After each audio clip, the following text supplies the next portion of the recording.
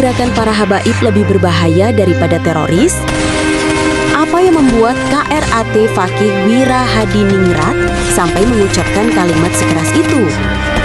Apakah ini sekadar provokasi atau justru peringatan serius yang harus kita renungkan bersama?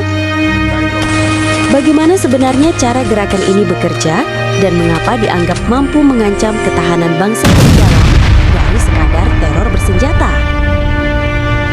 Jangan buru-buru menilai, karena simak uraian lengkap KRAT Fakih Wira Hadiningrat, karena penjelasan ini bisa membuka mata kita tentang bahaya yang sering tidak kita sadari.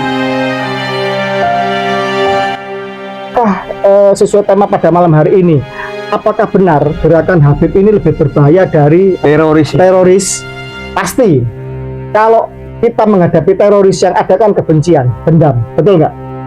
Sehingga kita akhirnya bersatu padu untuk menghabisi mereka yang menyebar teror.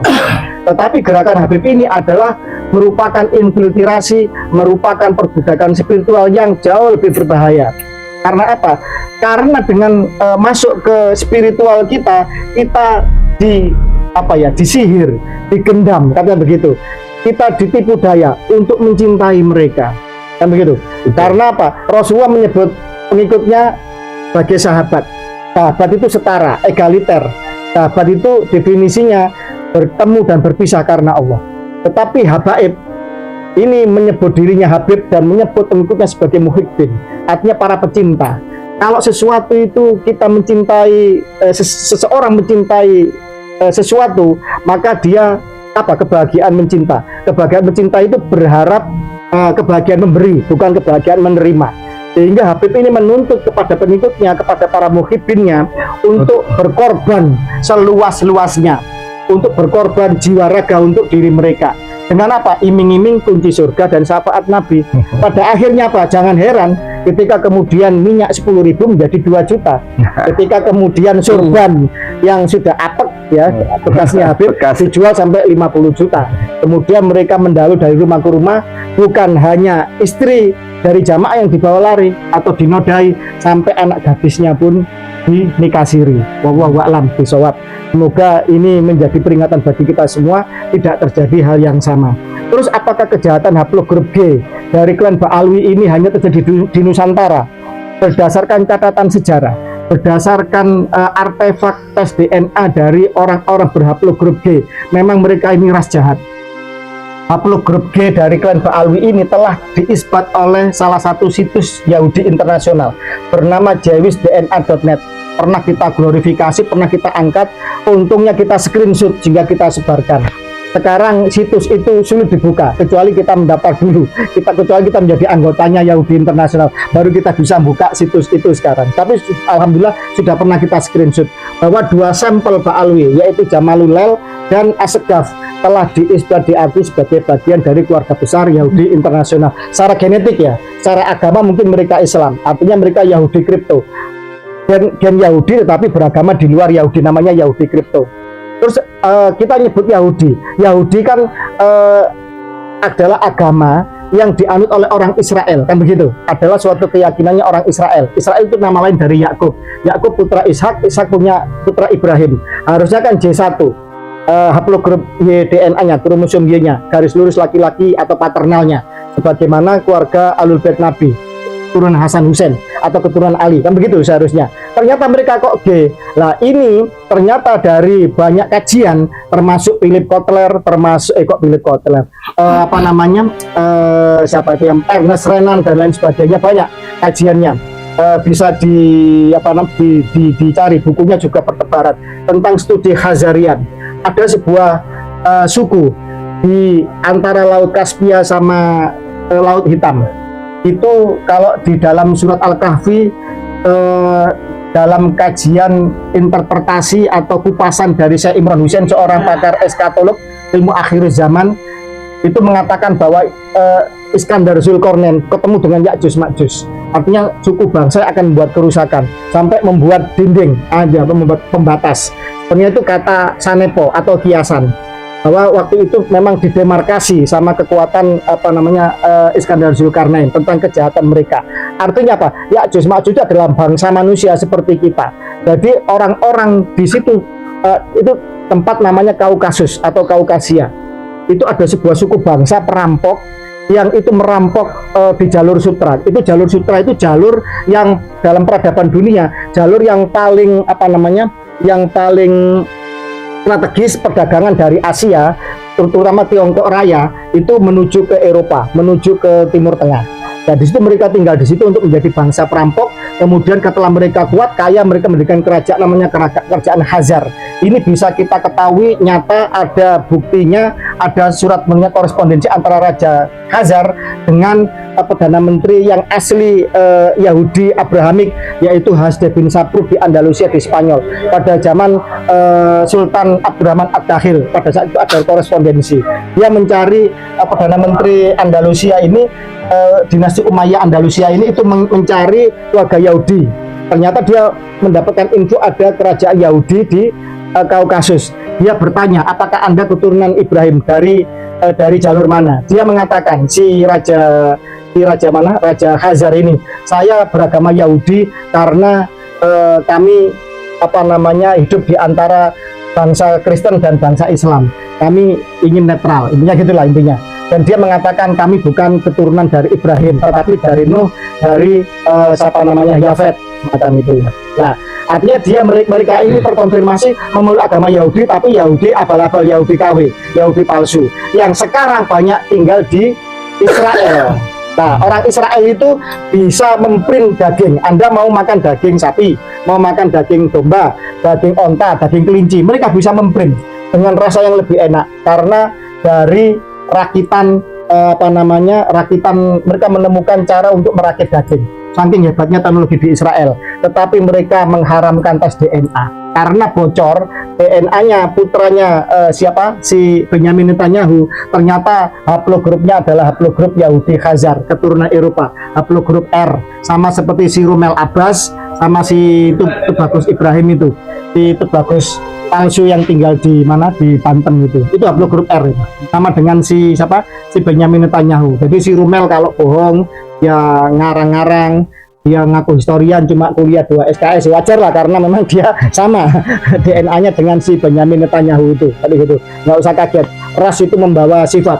Kambing akan makan rumput, serigala DNA-nya terstruktur untuk makan daging. Nggak mungkin serigala makan rumput, kambing makan daging, dan kan begitu. Memang DNA itu akan membawa sifat ras dan semacam itu. Nah, apa kejahatan mereka pada saat itu di Bizantium, sebelah selatan baratnya Kaukasus ada kerajaan Bizantium yang menganut agama Kristen Ortodok. Kemudian terjadi besanan antara salah satu putra kaisar, nanti menjadi Leo V kalau nggak salah. Itu punya ibu namanya Zijak atau Ratu Iren, adalah putra Raja Kagan Behar, Raja Khazar. Pada saat itu kemudian di dalam Bizantium terjadi ikonoklasme. Jadi kalau seorang Habib mengatakan jangan pasang foto Wali Songo, jangan ziarah Wali Songo karena itu maksiat, laki perempuan campur dan lain sebagainya, mereka mungkin mencoba untuk mendelegitimasi Wali Songo, mendelegitimasi Syekh Abdul Qadir Jailani untuk diganti dengan datuk-datuk mereka. Itu juga mereka lakukan di zaman itu ketika Iran ini menjadi permaisuri dari Kaisar Bizantium. Itu banyak patung-patung, banyak simbol-simbol kekaisaran Bizantium maupun agama Kristen Ortodok itu dihancurkan, termasuk pembunuhan kepada tokoh-tokoh agama. Makanya hingga detik ini agama Kristen Ortodok, terutama yang di Rusia ya, itu sangat membenci Yahudi Zionis. Karena apa? Dendam masa lalu, karena mereka pernah dihabisi di masa silam. Nah, ini juga terjadi. Kemudian haplogrup D ini masuk ke Inggris, menjadi King Richard, mengobarkan perang salib ketika memporak-porandakan perjanjian damai antara Salahuddin Al-Ayyubi dengan 3 agama di Yerusalem. Kemudian juga menjadi Yuya sebelumnya menjadi Wazir Agung Mesir, yang pertama kali dia mengangkat Amenhotep ketika menjadi Tuhan dan dirinya menjadi Father of God. Jadi klan haplogrup ini memang orang-orang jahat, menjadi Al Capone di abad 20, pemimpin mafia organisasi kejahatan paling modern, pertama kali modern di Amerika, yang terorganisir dan sangat modern di Amerika, Al Capone. Kemudian juga menjadi dinasti dinasti Fatimiyah mereka membelokkan Syiah yang asli adalah para pecinta Ali. Sebenarnya Syiah dan Sunni ini dua bersaudara, perbedaan pandangan mengenai masalah sejarah, tetapi kemudian akhirnya di Sunni mereka meracuni menjadi Wahabi, di Syiah mereka meracuni menjadi Rafidhah, bahkan menjadi Bahai, menuhankan Ali. Itu terjadi kemudian di dinasti Fatimiyah yang terkonfirmasi sekarang oleh Lora Ja'far Shadiq Batu Ampar dengan sangat detailnya, telitinya itu menemukan syair mereka bahwa pengakuan bahwa Pak Ali adalah keturunan dari Maimun Al-Qodah dari mana Fatimiyah, nanti ini garisnya ke Abdullah bin Sabah yang memporak-porandakan, yang mengadu domba antar sahabat di zaman pasca Rasulullah. Jadi memang ini gen jahat semacam itu. Nah, dinasti Fatimiyah ini apa kejahatannya? Selain mengaku cucu Nabi, mereka membelokkan ajaran Islam, mereka melakukan praktik-praktik yang sangat jahat, termasuk mendukung gerakan Koromitoh yang itu membunuh 30.000 jamaah haji dan kemudian mencongkel Hajar Aswad. Hajar Aswad yang di Mekah itu pernah tidak ada di tempatnya, dibawa ke Bahrain selama kurang lebih 26 tahun. Ini sangat jahat sekali klan Ba'alwi ini. Ketika mereka datang ke Nusantara, Belanda itu punya 2 juta manuskrip keluarga Yahudi seluruh dunia, baik itu Yahudi Sephardi, Mizrahi, Askenazi, Kaifen dan lain sebagainya. Yahudi mata sipit, Yahudi hidung bangir, Mizrahi Arab, Yahudi Sephardi di Spanyol, Yahudi Eropa Askenazi, mereka punya datanya 2 juta manuskrip. Sebagian sudah digitalisasi. Jadi mereka tahu siapa keluarga Yahudi dan percabangannya di seluruh dunia. Jadi ketika mereka akan mengangkat jongos atau kaki tangan, pasti mereka akan mencari orang yang tidak akan mungkin berkhianat. Siapa yang seras dengan mereka? Patut diketahui Gubernur Jenderal Belanda dari pertama sampai terakhir itu orang-orang Yahudi Belanda, orang-orang Belanda keturunan Yahudi. Bahkan Heren de Zeventin, 17 Dewan Tinggi, komisaris dari VOC itu semuanya adalah orang Yahudi. Bankir-bankir Eropa pada zaman itu. Jadi Belanda itu hanya ketempatan, tapi yang punya adalah para bankir-bankir yang di Heren de Zeventin, 17 Dewan Tinggi, komisaris Belanda ini. Pengetahuan ini harus diketahui oleh semua anak bangsa Nusantara, bahwa holistik, kita harus komprehensif di dalam memahami bahwa kenapa klan Ba'alwi ini dibiarkan, padahal mereka jelas rasis, mereka jelas mengaku dirinya paling mulia, mereka merendahkan kiai-kiai kita, ulama Nusantara. Seorang Habib Ba'alwi yang ahli maksiat lebih mulia kakinya, telapak kakinya dibanding kepala 70 kiai yang alim. Ini kan penghinaan luar biasa. Nah, kok kemudian ada kiai yang masih mendukung mereka? Lah berarti dia rela dirinya dihina. Kenapa bagus? Jadi budak. Lah berarti sak bodoh-bodohnya uang. Contoh misalkan mbahnya dibilang fiktif, dibilang makam kuda, dibilang terputus Said Asror ya, Sidogiri, cucunya Mbak Said Sulaiman, tapi masih ada keturunan dari Sidogiri yang masih mendukung mereka. Bahkan santri-santri Sidogiri juga lebih mencintai mereka daripada, lebih patuh pada mereka daripada memuliakan kiainya sendiri. Sidogiri Kopdok. Nah, saya nggak berani ngomong itu ya. Yang terakhir silakan. Nah, ini kan berbahaya. Terang Mbak Soleh Semendi dulu dibelokkan menjadi Habib, sekarang sudah diluruskan. Bahkan Ketua Bani Semendi Kiai Adi Abdul Amar dan beliau Sekretaris Bani Semendi telah isbat internasional, diakui sebagai Sayyid internasional keturunan Syekh Abdul Qadir Jailani.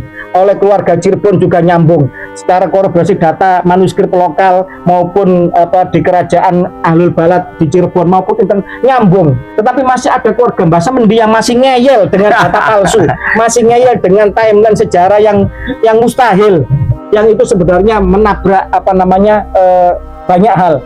Ngeyel sebagai keturunan dari Kiai Soleh, keturunan dari Ki Ageng Sultan Ageng Tirtayasa. Padahal Kiai Soleh itu ada makamnya di Cibinong sana, di Bogor sana.